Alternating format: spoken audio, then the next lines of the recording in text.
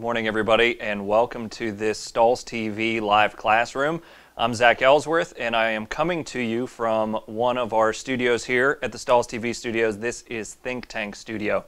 This is the studio that we reserve mostly for those classes when we're going to be talking about business strategy items, how to grow your business, not necessarily how to heat print an item or how to run a particular piece of equipment, but we're going to talk all about business strategy. And as you saw in our open, our title for this particular class is 5 Secrets to Customer Acquisition. So a little housekeeping just before we get started. We're going to launch a poll kind of to start you off, but a little housekeeping before that. If you could just type in to the chat window in the bottom right hand corner of your GoToWebinar screen and let us know that you can see and hear us, that is helpful. And I'll ask Joe if we're getting some responses there. Just let us know that we're good. You can see me and you can hear clearly. All right, we are good to go. So let's launch a poll to get started. And the question is, how many of us have a clearly defined strategy for customer acquisition? How many of us have a clearly defined customer acquisition strategy? I'm going to ask you to weigh in there. You have 2 options. Yes, I have a clearly defined strategy to acquire customers. Or no, I don't have a clearly defined strategy to acquire customers. We'll give you a few seconds to weigh in there. Most of the voting audience is in. And what are our results there, Joe? It's overwhelmingly 91% know they do not have a clearly defined strategy, and 9% say that yes, they do. Okay, so 91% of us know clearly defined customer acquisition strategy, 9% of us do. The funny thing about any strategy or any plan that we put together for our business is that we know that it isn't necessarily the right one. When a strategy or a plan actually gets put into motion, when we execute that strategy and get in front of customers, inevitably parts or the whole of that plan has to change for us to be successful. There was actually somebody who's been pretty influential in business strategy over the past couple decades. The guy's name is Steve Blank, and his quote is, "No plan survives first contact with customers." Basically telling us that if we're not willing to adapt, if we're not willing to change our business strategy, we essentially will probably die because it's going to change depending on how customers change across generations. So if we don't have a plan to acquire customers, then what do we have is really the question. So what's the negative of not having a plan to acquire customers? Basically, in any portion of our business life or even in our personal life, when we walk into something without a plan, we usually end up wasting a lot of time coming up with a plan or just doing things haphazardly and having no real measurable results to say, was this endeavor successful? Was this plan successful? So again, the old adage is, if we fail to plan, we are planning to fail. So what we're trying to avoid with this class is we're going to give you the steps or the secrets to customer acquisition. And what we're going to walk through is basically how to build your own customer acquisition plan. We're not necessarily going to build the plan for you because it's going to be different depending on the markets that you serve, whether that is people in your region, whether you're serving nationally, whether you're serving spiritware or sports, whatever that is, the customers are a little bit different. So we're going to give you the steps to define what a clear customer acquisition strategy should be. So why are we going to do that? Basically because if we don't have a clearly we're not going to have a clearly defined goal that we're working towards, and we don't have a clearly defined customer that we are attempting to acquire. So today's goal, provide the steps to coming up with that customer acquisition plan, and with that, we'll just dig in. One more note of housekeeping. If you have questions as our presentation goes along, please feel free to chat those into the box that you did to let us know that the audio and the video was good for you, and we will do our best to answer all of those questions periodically throughout the presentation. So thanks for being with us, and let's get started. So we're going to switch to my computer, and the way that we're going to approach today's class, again, just a little bit different than the way we typically do it. I'm going to take notes for you. So we're going to walk through the 5 secrets to customer acquisition. We're going to outline what those are with a few bullet points underneath. And then at the end of today's class, if you're interested, we can email this outline to you to where you have it to go back and kind of work the plan that we're going to talk about putting in place. So 5 secrets to customer acquisition. Secret number 1. And you'll have to excuse some of my misspellings. I'm sure Microsoft Word will point them out. I never took a really good typing class in junior high, so you'll have to excuse that, but you'll get the idea. So secret number 1 to an ideal customer acquisition strategy is 1, define your ideal customer. How can we acquire them if we don't know who they are, where they are, what they like, and what they don't like, and other questions like that? So we want to define our ideal customer. So how do we do this? That's really the trick. How do we define who our ideal customer is? First, we want to answer some key questions about them. So we want to answer key questions about our customer. And again, this is an ideal customer. We'll talk a little bit about the consequences or the ramifications of dialing in an ideal customer a little bit later in the presentation, but let's just talk about how we do that in the first place. So we want to answer key questions about our customer. Some of those include this: is your ideal customer already using the product you provide? So is our ideal customer already using the product we provide? Why is that an important question? Well, first, it helps us dictate the message. And when we say dictate the message, it means a couple of things, because if we're talking to somebody, and I'll give you an example of how it works here at Stahls when we go through this process of defining our ideal customer. Sometimes we find that for a particular division of Stahls or a particular marketing promotion that we want to run, our ideal customer may not speak the language that we speak here at Stahls. Meaning, when we're trying to convince somebody or talk to somebody about what the right heat press is for their business, we normally point them towards the Fusion heat press, and we say, well, we have a print more package, and you should be our customer and buy this press because you can print more items with it. Well, how do you print more items with it? Well, you do it with these optional platens. If somebody isn't in the industry, if they've never owned a heat press before, like some of you, some of our viewers today may have, you might not have any clue what a platen is.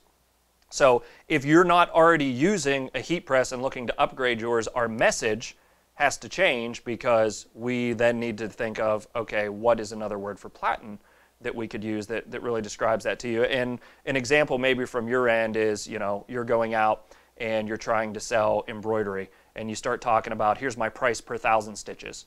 Well, if somebody has never ordered embroidery before, they're not going to know what a per 1,000 stitch price is or how many stitches are in your average design. It's going to generate more questions in their mind than it is moving them towards a purchasing decision. So we have to answer the question, is our ideal customer already using the product? It will dictate the way that we talk to them. We can talk if they already are. On the flip side, we can immediately go into how our product is better than the one that they're currently using. But if they're not, we need to talk more generally about the process and how our product generally is better than other ones out there that they may not be aware of. So in addition to that, is your ideal customer already using the product you provide, we need to answer another question. And that question is your ideal customer down the street or across the country? So where do they live and do business? Again, we're going to walk through these questions and try and define why these are important to you and how they help dictate our message. So why is it important where our ideal customer lives? Why is proximity to our business important? This will help dictate where and how we are going to market our product.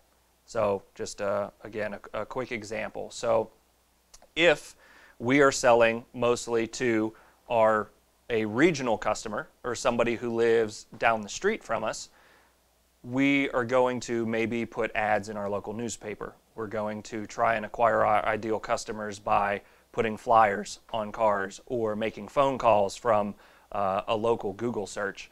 But if our ideal customer lives nationally, maybe we have our primary channel of selling is our website and we offer only personalization.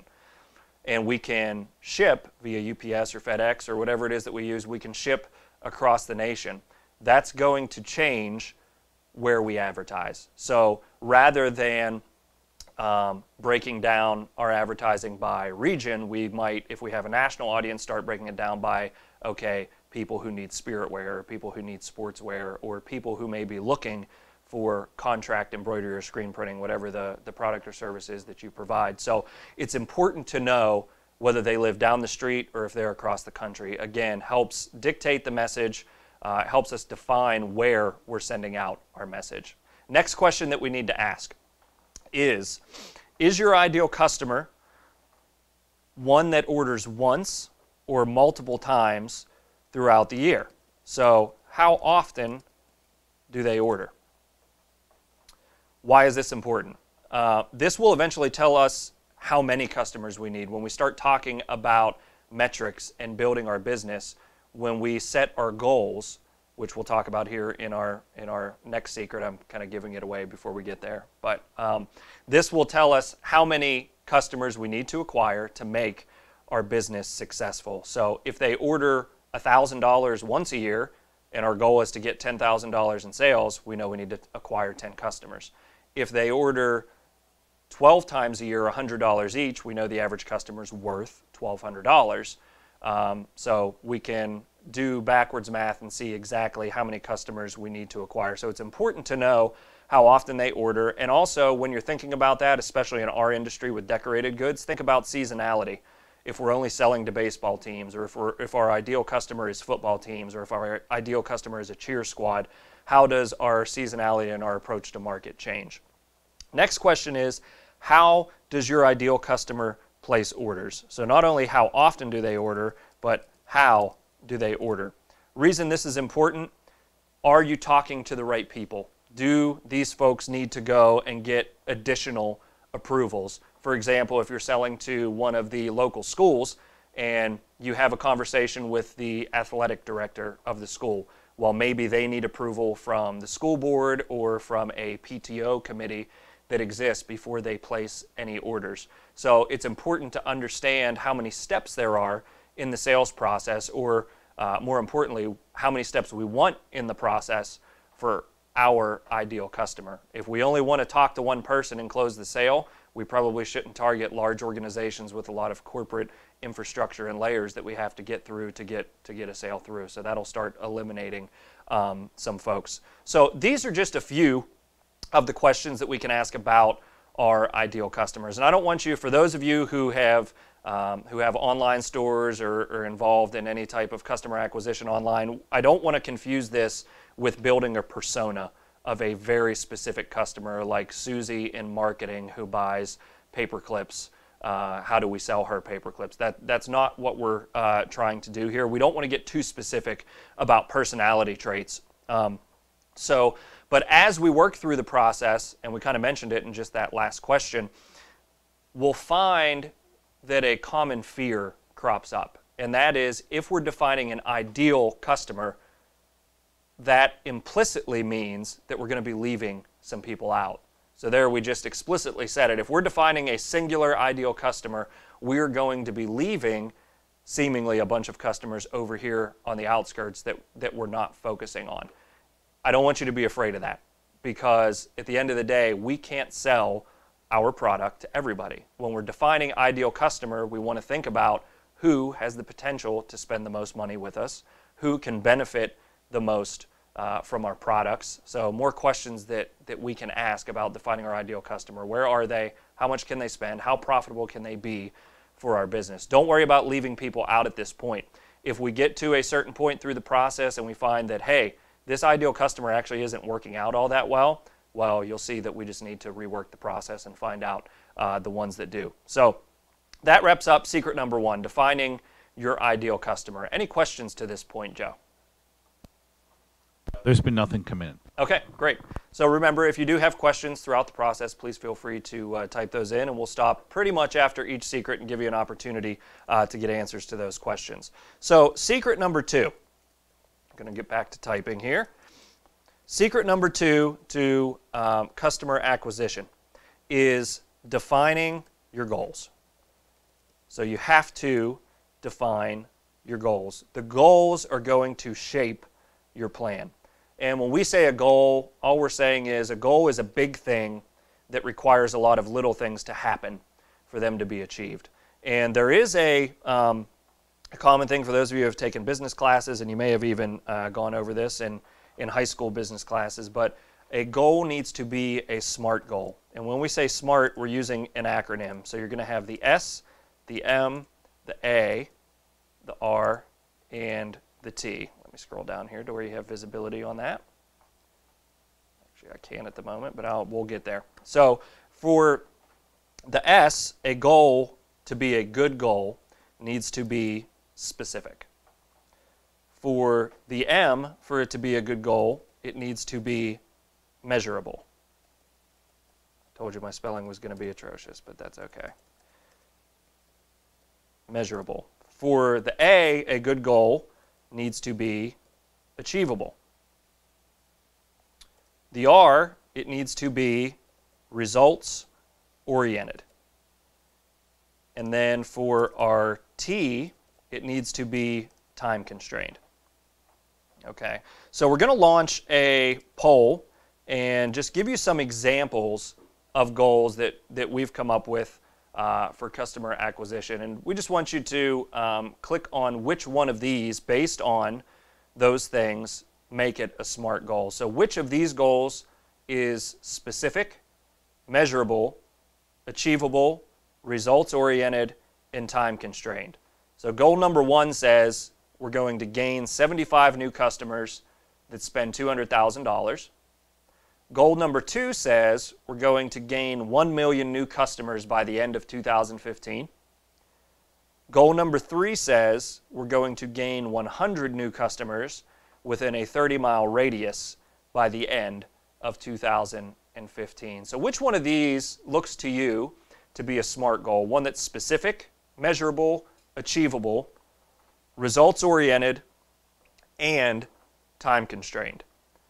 All right, we'll give you just a few more seconds to weigh in on that. And it looks like most of us have chosen that goal 3 is the one that is the SMART goal. For those of you who chose goal 3, you are correct. So let's look at them individually again. Goal 1 was gain 75 new customers that spend $200,000. For most of our businesses, as a small business, gaining 75 new customers that spend $200,000 probably isn't all that achievable.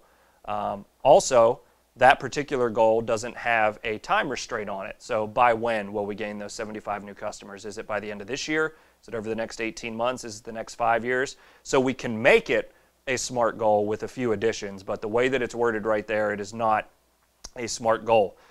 Goal number 2, gain 1 million new customers by the end of 2015. For most of us, unless we create some app that catches on virally, it's probably quite an unrealistic goal. And there's also no results tied to that. 1 million new customers, what does that actually result in sales for us?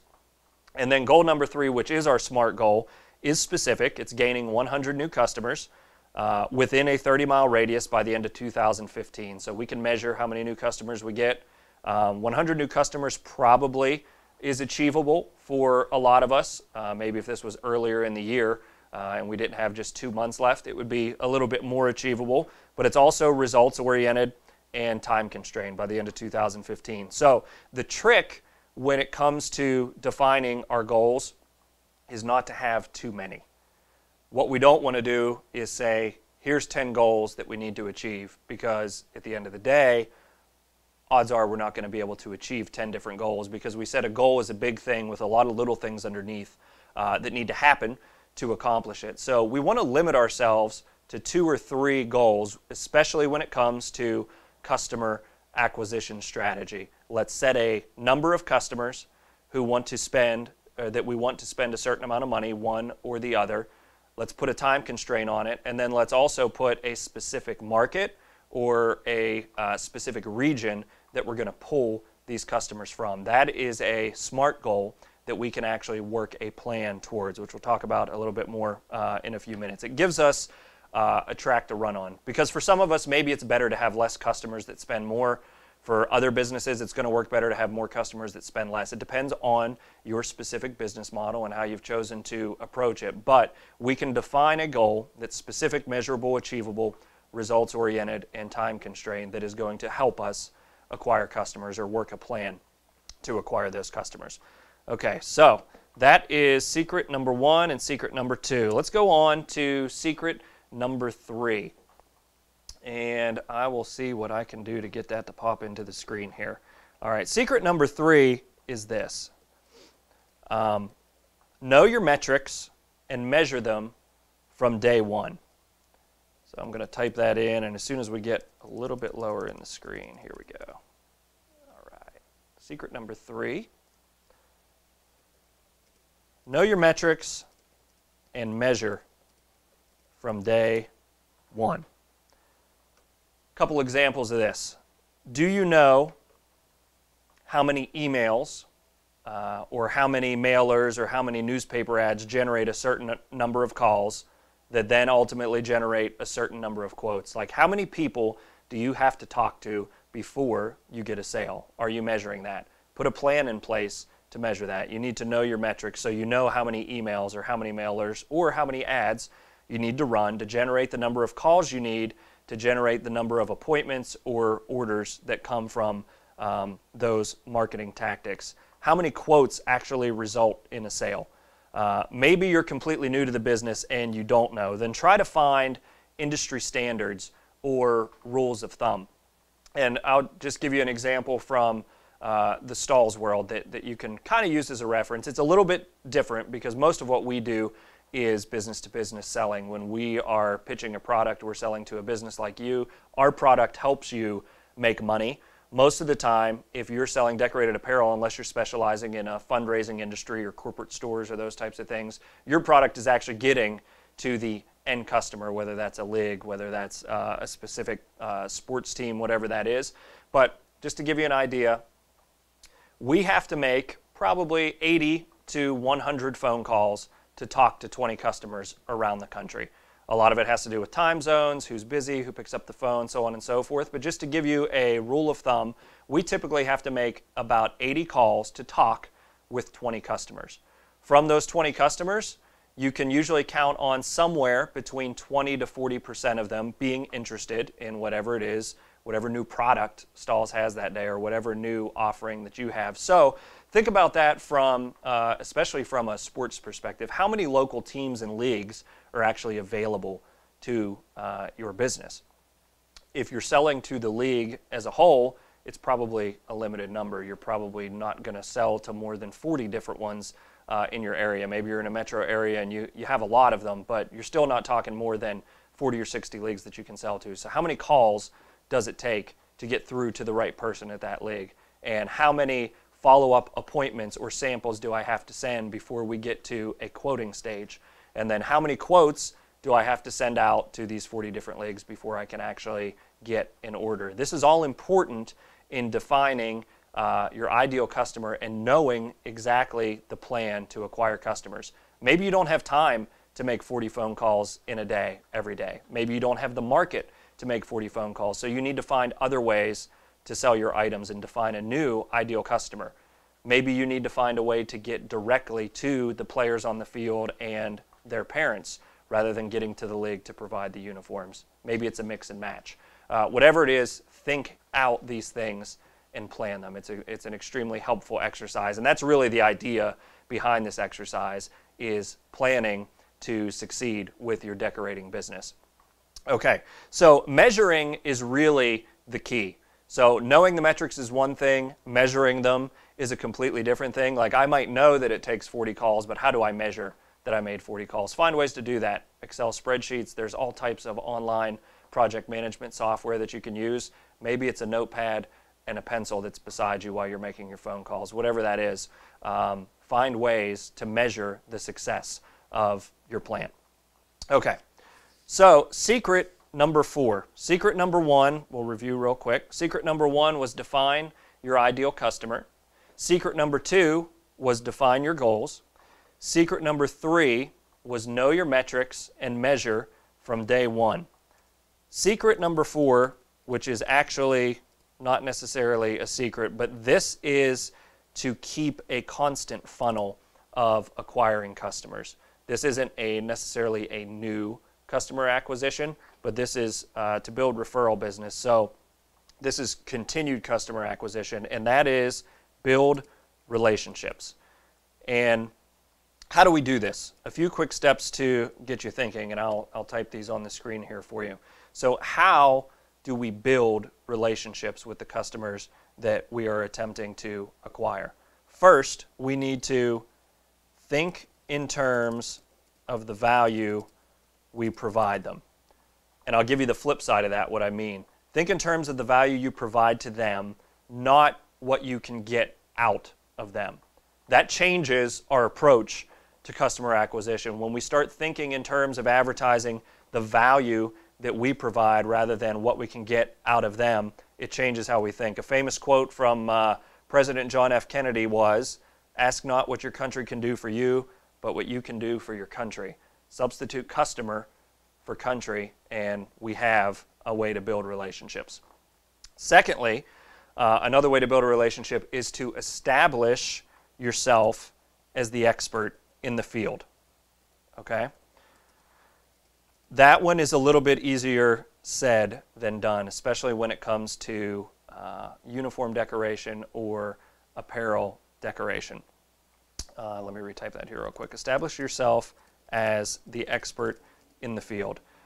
This will be easier and harder in some sense for those of you who are selling regionally, because you won't have as big of a sphere of influence to establish yourself as the expert in, so it should be a little bit easier that you're establishing it on a local level, but it's also a little bit more difficult to reach those folks as an expert in decorated apparel. But work on ways to establish yourself as an expert on the problems that they need solved in their field. A third way to build relationships is go the extra mile in customer service. And what do we mean by that? Basically, we want you to address concerns in a timely and an efficient manner. For those of you, all of us have been on the flip side of a poor customer service experience, and normally things could be resolved if a company would just get back to us timely and efficiently. Maybe not even necessarily with the resolution that we want, but if there is constant communication when issues come up, it goes a long way with your customers. If the colorways that you put on a jersey are wrong, or if you use the wrong color thread, communicate with the customer timely and efficiently and work together quickly on a solution. The last way that we can continue building relationships for customer acquisition is communicate after the initial sale. So we're talking acquisition as in they're becoming our first-time customer, but it's important to communicate after that initial sale. It's not like we're just coming around when we want something from them. We are continuing to communicate, whether that's through notes, whether we're offering discounts in a certain way, whether we're providing gifts, whatever that is, we want to communicate even after the sale, especially on those customers who only order once a year. They're only going to hear from us once a year. That's not the best way to build a relationship. All right, before we move on to secret number 5, it looks like we have a question or two, so I'm going to turn it over to Joe to color those out to us, and we'll get you answers. We do have a question under secret number 3. Yes. Is a local newspaper a good place to reach your target market, your business-to-business market? Under secret number 3, is a local newspaper a good place to reach the business-to-business market? Speaking from a Stahls perspective, as in if Stahls was trying to reach that market, I would say no, hasn't been successful. If you are selling to other corporations and other businesses, my personal recommendation would be no, and here's the reason why. I don't think a local newspaper is a lot of things, but In the internet, the Facebook, the social media day and age, I don't think it's a great place to advertise to businesses. It's expensive, typically, a lot more expensive than online advertising. It's a lot less focused than online advertising tends to be, or phone calls if we're making a cold call to a local business to offer our services or dropping off a flyer at their location. I would recommend an in-person visit or a phone call to that business. If you decide the newspaper ad is the right way to go, already have your lead list defined as to where that newspaper circulation is going to hit, and follow up with phone calls to your big targets that you have identified this has maybe the most employees. Lots of chambers of commerce will publish the employers in the area that have the most employees. So if you do decide to run the newspaper ad, have a call list on the day that that ad hits the newspaper. Call the people and ask them to open it up and look at your ad there as a follow-up. But typically, I don't recommend newspaper ads because they only show up once. If you don't read the paper that day or if you don't check that page, you're going to miss it, and they're not very highly targeted. So I haven't found much success with newspaper ads for selling, one, decorated apparel, or two, to other businesses that could benefit from setting up as apparel decorators. Hope that answers your question. Any other questions, Joe? That's the only one at this time. Okay, only one at this time. Let's go back to our screen and look at secret number 5 for customer acquisition, and we'll have a few steps underneath this one as well. So, secret number 5. Let me review with you real quick the other ones. Secret number 1, define your ideal customer. Secret number 2, define your goals. Make sure they're specific, measurable, achievable, results-oriented, and time-constrained. Secret number 3, know your metrics and measure from day 1.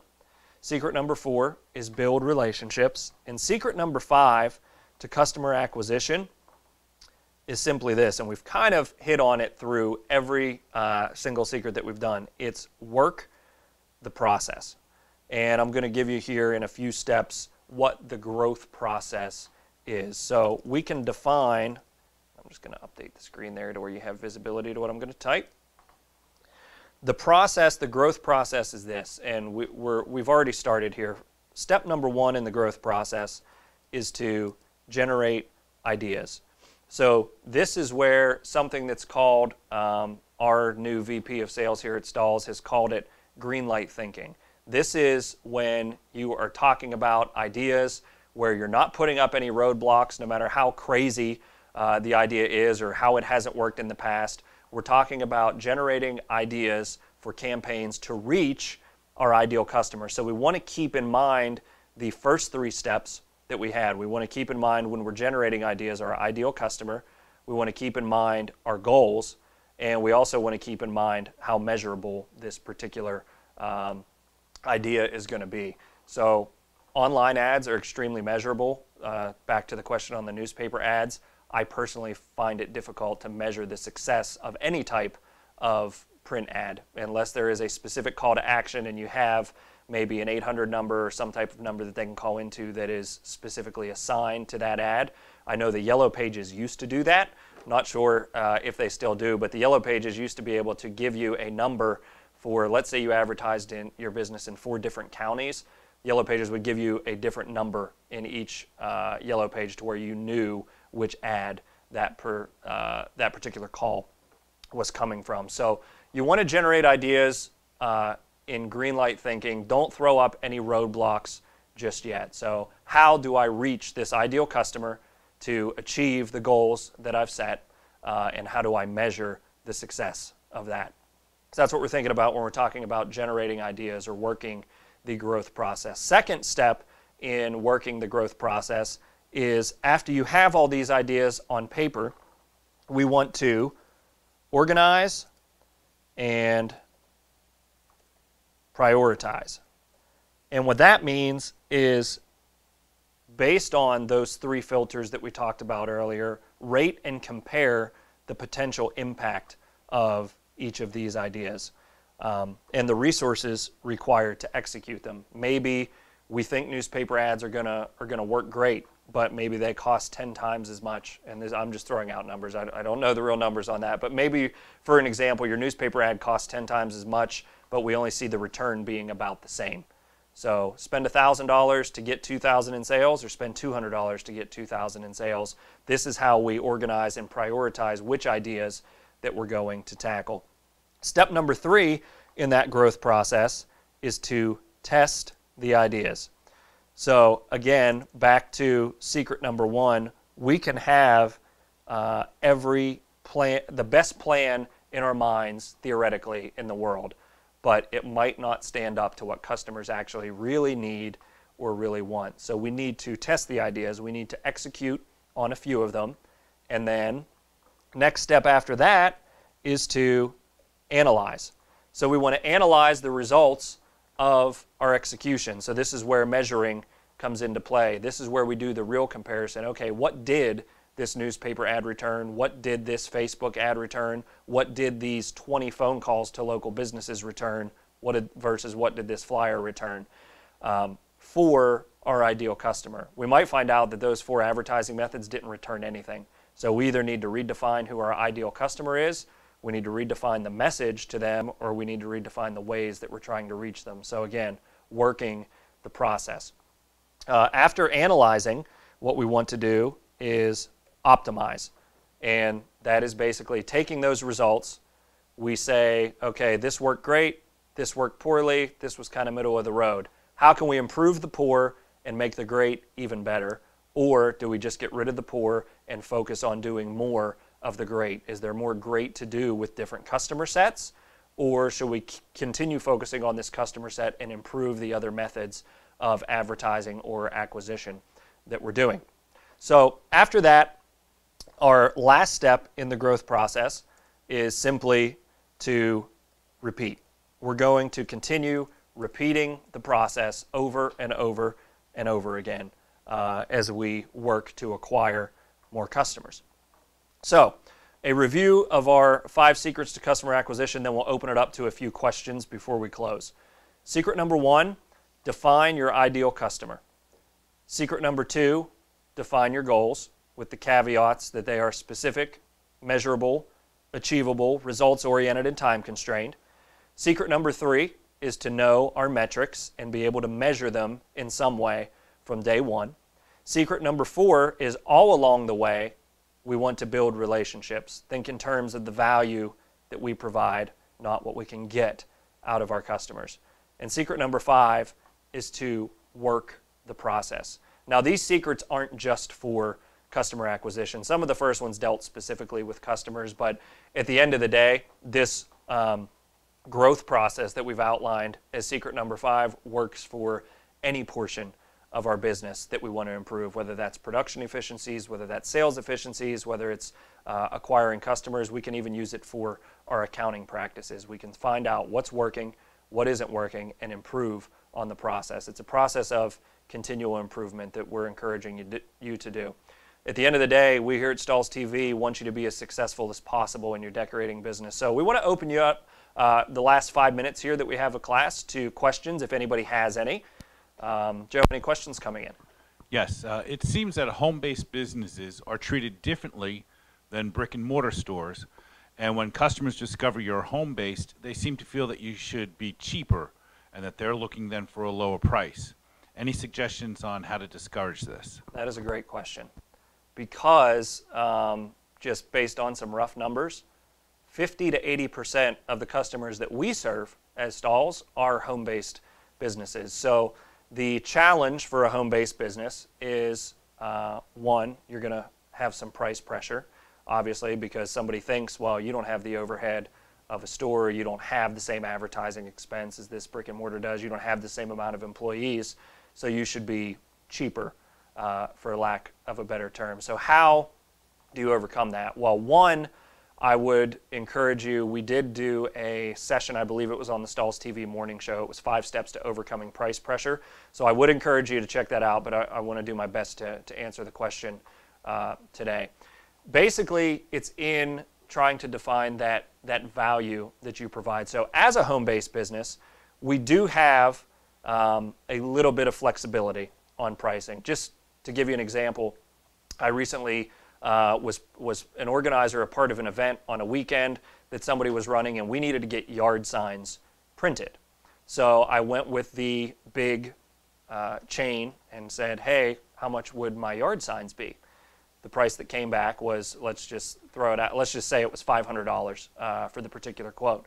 I called the local business, who does have a storefront, not working out of their home, but definitely locally owned and operated, not a chain, and their price came back at about 70% less expensive than that chain that has sign stores across the country. So obviously, I went with the less expensive one. I knew the product was quality, but how can you bump up your prices to compete with those corporate stores? Basically, it's in other additional value that you provide. You have flexibility in being able to, one, meet with customers, two, deliver to their home with no delivery fees, those types of things, or three, you can contract out the work and have it delivered and actually offer them a wider variety of services in an upsell on that particular order. You're probably going to be willing to spend the time, especially if you're doing heat printing. You're going to have the ability to offer them a lot more items than that storefront is going to be. So it's really justifying a similar price based on the level of personal service that you provide. At the end of the day, your materials are probably going to be, you don't have the buying power that a big store does because you don't do the same volume, probably. So you can explain that, you know, the materials are the same expense one way or the other. You're just missing the overhead, but I would encourage you to provide additional service above and beyond that justifies the higher price. Some people you'll never convince because, you know, they just do it as a hobby, and you probably have other home-based businesses in your area that are offering lower prices because they're doing it as a hobby or it's not their main source of income. So it is a challenge. I would find ways to provide value on the service side, on the delivery side, and maybe also on the convenience side that can justify a higher price. Hope that answers your question. Any other questions, Joe? Nothing else. Okay. All right, well, I want to thank you for attending this class, spending the last 45 minutes with me going through the secrets of customer acquisition.